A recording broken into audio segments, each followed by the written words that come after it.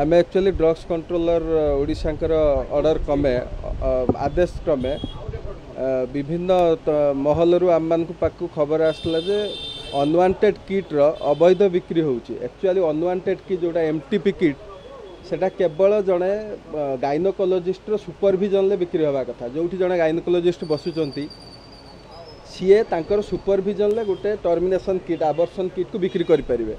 किंतु आजिका डेट रे बहुत मेडिसिन स्टोर आमे देखा पाइलु जे से माने बिना प्रेस्क्रिप्शन रे मेडिसिन को बिक्री करुछंती जहाँकि संपूर्ण भाव में बेआईन। तेणुक आमे से वर्तमान से सब विभिन्न मेडिसिन स्टोर रे तार केते स्टॉक रोचे से केते आणुचंती केते बिक्री करुछंती और काहाकू बिक्री करुछंती ताकू वेरीफाई करिवु। जदि सेमानक भितरे कोनोसी परचेज आउ सेल रे अमेल देखाला ताले सेमानक drugs control drugs cosmetics act हिसाब रे सेमानक पर दृढ़ कार्यानुष्ठान नियाजिवो एवं भविष्य में से एमटीपी किट रखिपारे और जदि रखती ता सहित एमटीपी लॉ अनुसार भी आम कार्यानुष्ठान ग्रहण करूँ। कौन एमटीपी किट जदि से बिना प्रेस्क्रिप्शन किंबा बिना गाइनोकोलोजिस्ट बेसिकली गाइनोकोलोजिस्ट प्रेस्क्रिप्शन बिना से कौन गोटे भी एमटीपी किट बिक्री करें ना।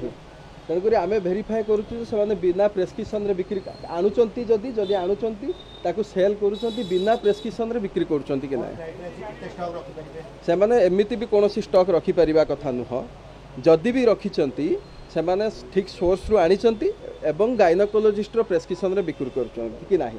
कहीं आम यही माध्यम गणमाध्यम माध्यम समस्त अनुरोध करूँ जे एमटीपी किट माने आवर्सन किट कौनसी लोक बिना डॉक्टर गाइनोकोलोजिस्ट परमिशन ले नियंतु नहीं। कहीं सेटा जदि से बिना गाइनोकोलोजिस्ट परमिशन नेले तांकर इवन जीवन प्रति विपद